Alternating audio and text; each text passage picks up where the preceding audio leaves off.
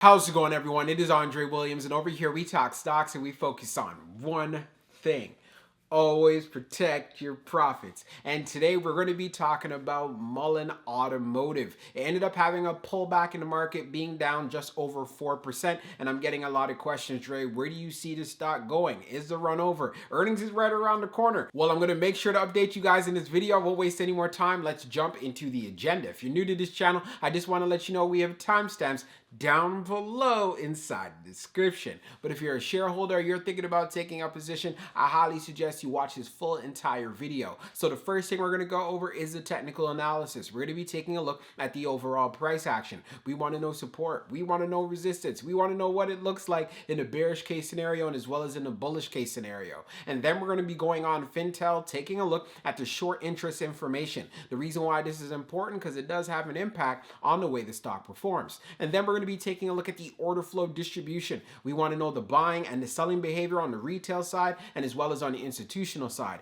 And then when all of that is done, we'll be going into the final thoughts and as well as some more details. So let's get to it. So we're going to do a technical analysis for MULN. Let's see how it performed on the day. So it ended up closing at $2.35, being down 4.08%.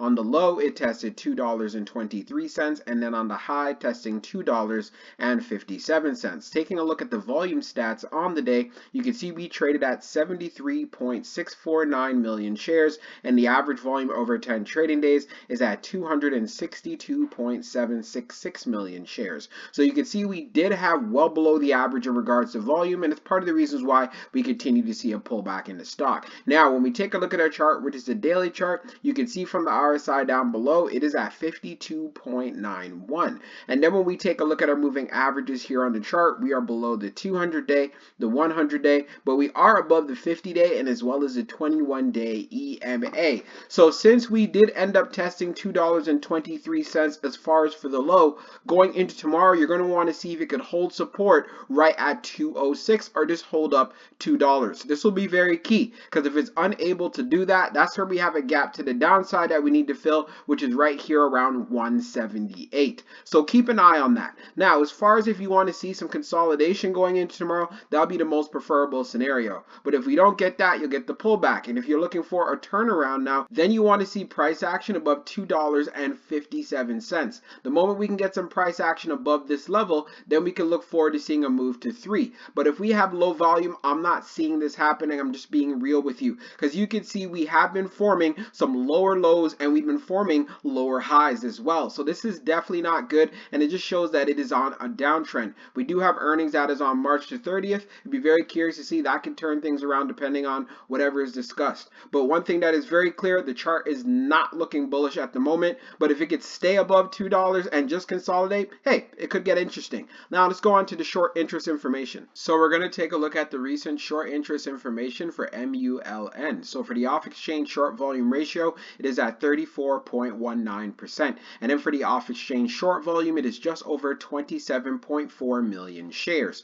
Scrolling down further on the page, the short shares availability is at 700,000, updated just now. And then for the short borrow fee rate, it is at 20.36%.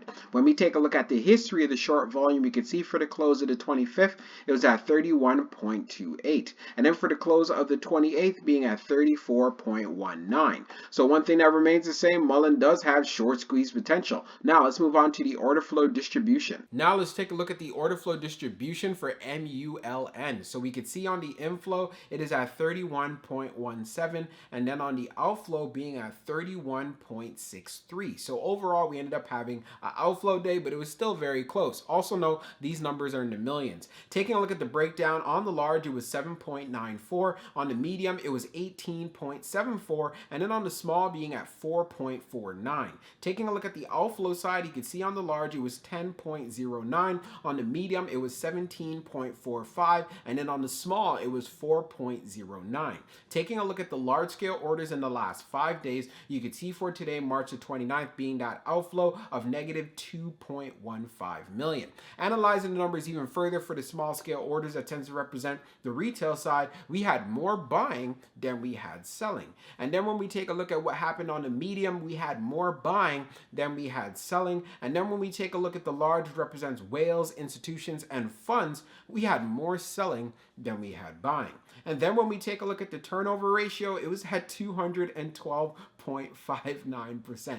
No surprises, we know Mullen is a volatile stock. It gets the attention of a lot of traders. And I know many other stocks we talk about on this channel, you're used to seeing lower numbers. But of course, that's why I make sure you guys have a game plan and you have some sort of idea of how this stock moves when you watch these videos. So let's go on to the final thoughts and we'll go over some more details as well. So for my final thoughts from Mullen Automotive in regards to the price action, it is very key to see if it can hold up the 21-day EMA, which is around $2.19. So you don't want to see it breaking through this level. If it does, then there's a good chance it can come down to testing $2. And that's where you want to see some strength. You want to see some bulls start stepping in to bring the price up. If not, then of course it's going to pull back and fill the gap to the downside, which is right around $1.79. So add that to your homework and as well as your due diligence. As far as for the upside is concerned, of course, then you want to see a breakout above $2.60 to see if we can make that move going to $3. I myself personally, I'm a little bit skeptical about it as far as going into tomorrow. And the main reason being is we've been seeing, as far as for the overall volume, it has been going down dramatically. And these are part of the reasons why we need buying pressure to come in to turn this stock around. Maybe it might happen depending on what happens when they talk about earnings. That is also coming up on March the 30th. We also have to understand there's a lot of money flowing in to meme stocks. We're seeing a lot of them run up. We see with AMC. We also see with GME. Some other stocks we talk on this channel, even about BBIG. So again, wherever retail is going and putting in their money, looking for that next lottery ticket, that's why we need to understand you do not want to overstay your welcome in these plays. And when they are pulling back, keep an eye if there's gaps on the chart or where you see bulls wanting to step in so we could actually have some solid support. So since we have been on a downtrend, we've been forming some lower lows, also lower highs, is showing us that it's bearish at the moment. So I wouldn't be rushing in or having any FOMO whatsoever until this stock can find a price and actually form a base. Also, when we went on Fintel, taking a look at the short interest information, it does continue to have short squeeze potential, but that really doesn't matter if there's not a lot of buying volume coming into stock. Let's be honest here. We need some more traders coming in here, exchanging those shares, getting that turnover ratio back above 1,000%. So I'll continue to keep you guys updated. I hope you enjoyed this video and we'll be talking real soon.